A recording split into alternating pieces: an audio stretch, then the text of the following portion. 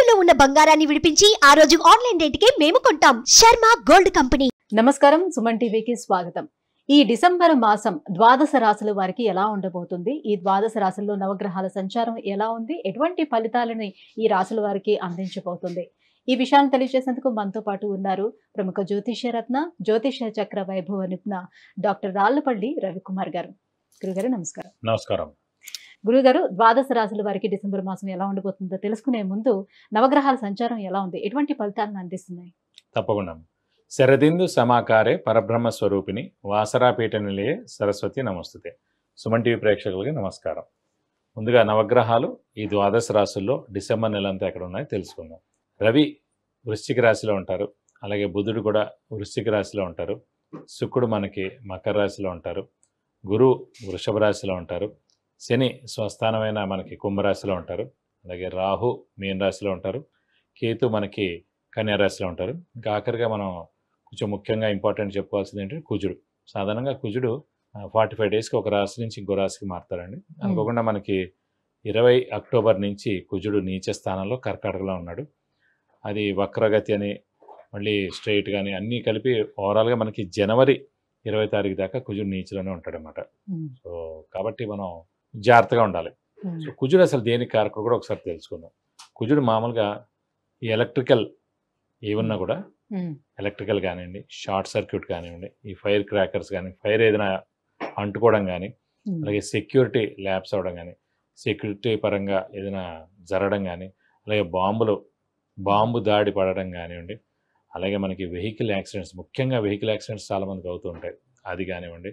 అలాగే పోలీసుల వాళ్ళు కూడా అనవసరంగా ఫైరింగ్ జరగడం, పోలీసులు కూడా కొంతమంది చనిపోవడం కానివ్వండి, అంటే వాళ్ళకి చాలా గాయాలు అవడం కానివ్వండి, ఇలా అన్నీ కూడా జరుగుతుంటాయి. అంటే కుజగ్రహం బాగలేకపోవడం వల్ల జరిగే మామూలుగా కుజుడు రాహుతో కలిసిన, కుజుడు నీచలో ఉన్న ఇవన్నీ జరుగుతాయండి. అలాంటి కుజుడే ప్రస్తుతం గోచారీత్యా మొత్తం ప్రపంచం అంతా కూడా కుజుడు మార్స్ అనేవాడు నీచ స్థానంలో ఉన్నాడు. మనకి జనవరి 2025 21వ తారీఖు దాకా నీచలో ఉంటాడు. కాబట్టి అప్పటిదాకా మనకి ఖచ్చితంగా ఇలా ఇవన్నీ ఈ ఫీల్డ్లో ఎవరైతే పనిచేస్తున్నారో సెక్యూరిటీ రిలేటెడ్ కానివ్వండి, అలాగే ఇండస్ట్రీస్లో వర్కర్స్ కానివ్వండి, ఫ్యాక్టరీస్లో వర్కర్స్ కానివ్వండి, అంటే వర్కర్సే కదా ఈ ఇంజిన్స్తో వాటి దగ్గరగా ఉంటారు. ఎక్కడైనా సరే ప్రొడక్షన్ జరిగే చోట వర్కర్స్కి ఇలాంటివన్నీ జరిగేందుకు అనవసరంగా వాళ్ళకి క్షతగాతులు అవడం కానీ, యాక్సిడెంట్స్ అవడం కానీ, నా కాలు చేయన ఇబ్బంది అవడం కానీ, ఇవన్నీ కూడా జరిగేందుకు అవకాశాలు అనమాట. కాబట్టి కుజుడు నీచలో మటుకు ఖచ్చితంగా మనకి జనవరి 2025 వరకు ఉంటుంది. కాబట్టి కర్కాటకంలో ఉన్నటువంటి ఈ కుజుడి ప్రభావం ఏ రాశుల మీద ఎక్కువగా ఉంటుంది? దాని ప్రభావం ఎక్కువగా మనకి కర్కాటక రాశి, మెయిన్గా సింహరాశి ప్లస్ మీన రాశి. ఎందుకంటే కర్కాటక రాశికి యోగకారకుడు అయ్యాడు, మనకి సింహరాశికి యోగకారకుడు అయ్యాడు, అలాగే మీన రాశికి యోగకారకుడు అయ్యాడు. కర్కాటక రాశి కంటే పంచమ దశమాధిపతి అయ్యాడు, సింహరాశి కంటే చతుర్థ భాగ్యాధిపతి అయ్యాడు, మీనానికంటే ద్వితీయ భాగ్యాధిపతి అయ్యాడు. కాబట్టి ఈ 3 రాశులు మటుకు జాగ్రత్తగా ఉండాలి. గురుగారు, మిథున రాశిలోకి ఏ నక్షత్రాల సమూహం వస్తుంది, అలాగే ఈ డిసెంబర్ మాసం వాళ్ళకి ఎలా ఉండబోతుంది? మృగశిర 3, 4 పాదాలు, ఆరుద్ర 1, 2, 3, 4 పాదాలు, పునరస్ 1, 2, 3 పాదాలు, ఈ నక్షత్రాల సమూహం అంతా మనకి మిథున రాశిలోకి వస్తుంది. ఈ రాశి వారికి ప్రస్తుతం రాశ్యాధిపతి అయిన బుధుడు 6వ స్థానంలో ఉండడం వలన బాగా హార్డ్ వర్క్ చేయాలి. అలాగే అదృష్ట కారకుడు ముఖ్యంగా ఏంటంటే శుక్రుడు అండి. దీనికి అతను కూడా అష్టమంలో ఉన్నాడు, సో మిశ్రమంగా ఉన్నాడు. హార్డ్ వర్క్ చేసే గ్రహం రాశ్యాధిపతి 6వ ఇంట బుధుడు ఉండడం, మిథున రాశికి యోగకారకుడైన శుక్రుడు అష్టమ స్థానంలో మీడియంగా ఉండడం, అలాగే దైవబలం దైవానుగ్రహం సంబంధించిన గ్రహమైన గురువు వేరే స్థానంలో ఉండడం. సో అన్నీ కూడా మిశ్రమంగా ఉన్నాయి, అన్నీ కూడా 40% ఉన్నాయి. హార్డ్ వర్క్ కానీ, అదృష్టం కానీ, దైవబలం కానీ. సో ఈ 3 కూడా పెంపొందించుకోవాలి. ఈ నెల్లాడు కూడా మౌనంగా ఉండడం ఉత్తమం.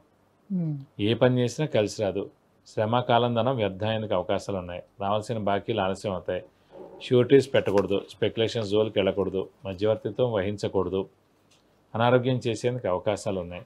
అలాగే ఫ్రెండ్స్ కూడా కొంతమంది శత్రువులుగా మారేందుకు అవకాశాలు ఉన్నాయి. సో మనం మౌనంగా ఉండడం ఉత్తమం. ఏ మాట అన్నా కూడా అది వేరేగా వెళ్ళేందుకు అవకాశాలు ఎక్కువగా ఉన్నాయన్నమాట.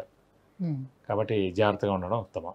అంటే ఇంట్లో వాళ్ళతో వాళ్ళ సఖ్యత ఎలా ఉంటుంది? ఇంట్లో వాళ్ళ సఖ్యత కూడా ఇంతే అండి. ఎందుకంటే ఎప్పుడైతే గురుబలం అనేది తక్కువగా ఉందో, అలాగే ముఖ్యంగా మనకి అదృష్టం అనేది తక్కువగా ఉందో, అలాగే హార్డ్ వర్క్ తక్కువగా ఉందో, దైవబలం అన్నీ కూడా తక్కువగా ఉన్నాయి.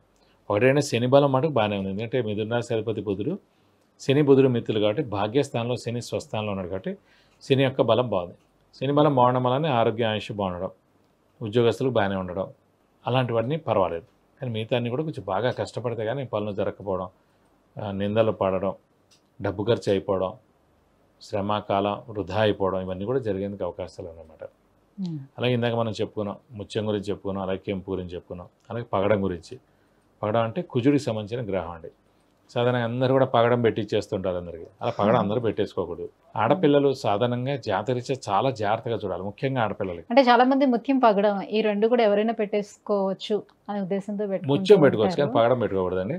అమ్మాయిలు సాధారణంగా పెళ్ళి అవ్వాలంటే అమ్మాయిలకి ప్రతి అమ్మాయికి భర్త కారకుడు కుజుడు అవుతాడు.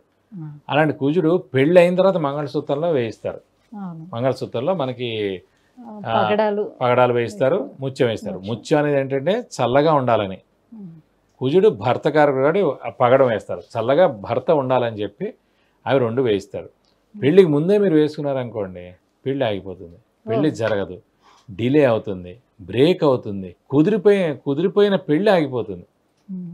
కుజుడు అంటేనే బ్రేక్స్. ఏ గ్రహంతో కలిస్తే ఆ గ్రహంతో బ్రేక్స్ ఉంటాయి.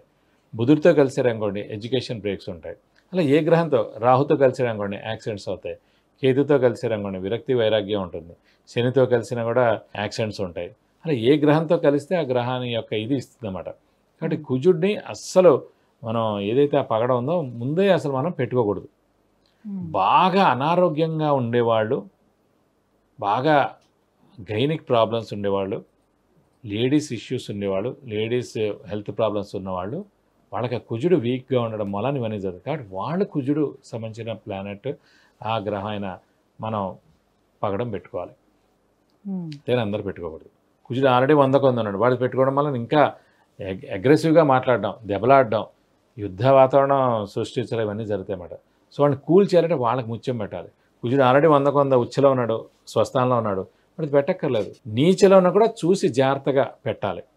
అందుకే ఇది మటుకు ఖచ్చితంగా ఒక మంచి ఆస్ట్రాలజర్ని అడిగే పెట్టుకోవాలో అక్కర్లేదు, చూసి పెట్టుకోవాలి. అమ్మాయిలు అయితే మటుకు 100% చెప్తున్నానండి, ముందుగా పగడం పెట్టుకుంటే మటుకు ఖచ్చితంగా పెళ్ళిళ్ళు ఆగిపోవడం, బ్రేక్ అవ్వడం, డిలే అవ్వడం, కుదిరిన సంబంధం కూడా క్యాన్సిల్ అవ్వడం, గడప దాకా వచ్చిన ప్రతి ఒక్క స్త్రీ పెట్టుకోవచ్చు. అది మామూలుగా చిన్నది పెట్టిస్తారు అంతే. మెయిన్గా పెద్దది 3 క్యారెట్స్ 4 క్యారెట్స్ ఇంత పెట్టాలి అంత పెట్టాలి అని పెట్టి. అంటే ఈ మధ్యకాలంలో చిన్న చిన్న పూసలతోటి మాల్ లాంటిదే చేయించుకుంటారు. పర్వాలేదు, ఎప్పుడైనా పెట్టుకుంటే పర్వాలేదండి. డైలీ పెట్టుకోవడం అలానే ఇబ్బందులు వస్తాయి. ఎందుకంటే ఇప్పుడు ఒక స్టోన్ ఉంది, మనం చెక్ సంతకం పెడుతున్నాం, ఒక అగ్రిమెంట్ అవుతున్నాం, ఒక ఇల్లు కొంటున్నాం, ఒక బండి కొంటున్నాం, చెక్ సంతకం చేసి చెక్ ఇస్తున్నాం, అన్నీ చేస్తున్నాం. సో మన స్టోన్ పెట్టుకోవడం అలానే ఇది నిజంగా ముందుకు వెళ్ళొచ్చా వద్దా అనేది అది కూడా చెప్తూ ఉంటుంది, ఆపుతుంది. ఒకవేళ వద్దంటే అది ఆపేస్తుంది. 10% ఏదైనా గుర్తుపెట్టి, ఎనీ రెమెడీ 10% యాడ్ చేయగలదు, అంతేగాని 100% యాడ్ చేయలేదు. దాన్ని మన జాతకం 70% బాగుందనుకోండి, రెమెడీ ద్వారా, ఏ దేవుని పూజించడం ద్వారా, ఏ జపం చేయించడం ద్వారా, ఏ స్టోన్ పెట్టుకోవడం ద్వారా, ఏ వారం ఉపవాసం ఉండడం ద్వారా, ఇలా అన్నీ కూడా కలిపి ఓవరాల్గా అన్ని పరిహారాలు మీరు పాటించినా 10% యాడ్ చేయగలదు. సో నిజమైన కరెక్ట్ స్టోను, కరెక్ట్గా మన జాతకరీత్యా మనం పెట్టుకోవాల్సిన స్టోనే పెట్టుకున్నాం అనుకోండి, మనకి 10% యాడ్ అవుతుంది. మనం పెట్టాలా వద్దా సంతకం, అగ్రిమెంట్ ముందుకు వెళ్ళాలా వద్దా, అది కూడా మనకి చేయిస్తుంది అన్నమాట. కాబట్టి పగడం అందరూ పెట్టుకోకూడదు, జాగ్రత్తగా చూసి పెట్టుకోవాలి. ముఖ్యంగా నీచలో ఉంది కదా అని పెట్టుకోకూడదు, అలాగే ఉచ్చలో ఉందని కానీ పెట్టుకోకూడదు. వాళ్ళకి ఉపయోగపడుతుందో లేదో చూసి పెట్టుకోవాలి. గురుగారు, మరి 9వ స్థానంలో ఉన్నటువంటి శని ఎటువంటి ఫలితాలను అందిస్తున్నారు వీడికి, అలాగే ఉద్యోగస్తులకి ఎలా ఉండబోతుంది ఈ మాసం వీడికి? ఉద్యోగస్తుల మటుకు బాగానే ఉంటుందండి. అంటే చిన్న ఒడిదుడుకులు ఉన్నా కూడా ఉద్యోగస్తులకి ముఖ్యంగా మెయిన్ కారకుడు గ్రహం అయిన శని చాలా బాగున్నాడు కాబట్టి చాలా బాగుంటుందని చెప్పుకోవాలి. ఇంకోటి భాగ్యస్థానంలో శని ఉన్నందుకు ఏంటని అడిగారు, అది ఆరోగ్య ఆయుష్. శని మళ్ళీ ఆరోగ్య ఆయుష్ కూడా కారకుడు అయ్యాడు కాబట్టి స్వస్థానంలో ఉన్నాడు కాబట్టి. మిథున రాశికి మిత్ర రాశి కాబట్టి ఇంట్లో పెద్దవాళ్ళ ఆరోగ్యం బాగుంటుంది, చిన్నపిల్లల ఆరోగ్యం బాగుంటుంది. అలాగే మిథున రాశి వాళ్ళు ఎవరైతే ఉన్నారో వాళ్ళ ఆరోగ్యం కూడా బాగానే ఉంటుందని చెప్పుకోవచ్చు. మరి వ్యయ స్థానంలోనే గురువు ఉన్నాడు, ఎటువంటి ఫలితాలను ఇస్తాడు? వీడు కూడా అంతే అండి. వృషభ రాశిలాగా గురువు బలమే తక్కువ ఉంది కాబట్టి గురువు సంబంధించిన పరిహారాలే పాటించాలి. గురువు అంటే మనకి ఇందాక చెప్పుకున్నట్టు దత్తాత్రేయ స్వామిని ప్రతిరోజు దత్తాత్రేయ స్వామి అష్టోత్తరం చదువుకుంటే మంచిది. అలాగే దత్తాత్రేయ స్వామి టెంపుల్కి గురువారం వెళ్ళి 40 ప్రదక్షిణాలు చేస్తే మంచిది. ఆయన సంబంధించిన అర్చన కానీ అభిషేకం కానీ ఏమంటే కూడా అది కూడా చేయిస్తే మంచిది. అలాగే ఇంకా బలం లేకపోతే కూడా ఖచ్చితంగా గురువుకి 16,000 సార్లు జపం చేయించి శనగపప్పు కేజీంపో ఒక ఎల్లో లుంగి 1000 రూపాయల వర్త్ గోల్డ్ ఐటమ్ దానం ఇస్తాను, దోషం మొత్తం తొలగిపోతుంది. ఈ నవగ్రహాల అనుగ్రహం పొందడానికి ఏ దైవాన్ని మెయిన్గా ఆరాధన చేసుకొని ఇంకా ఎలాంటి పరిహారాలను పాటించాలంటే? వీళ్ళు మటుకు ముఖ్యంగా ఈ దత్తాత్రేయ స్వామిని పట్టుకోవాలండి. గురుబలం కావాలి. ఎందుకంటే ఈ ఒక్కరోజు కాదు, మళ్ళీ ఇంకా 2026 మే దాకా గురుబలం లేదు మిథున రాశి. సో ఖచ్చితంగా అప్పటిదాకా ఉండదు కాబట్టి ఖచ్చితంగా ప్రతి గురువారం ఫిక్స్డ్గా మళ్ళీ ఉపవాసం మిథున పెట్టుకోవడం, రాశిలోకి గురువు వస్తాడు.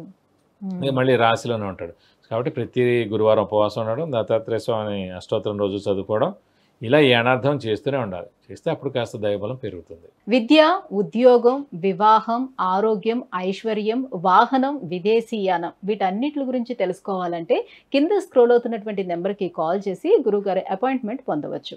గురుగారు, మిథున రాశి వారికి డిసెంబర్ మాసం ఎలా ఉండబోతుందనే విషయం తెలియజేసినందుకు ధన్యవాదాలు. నమస్కారం.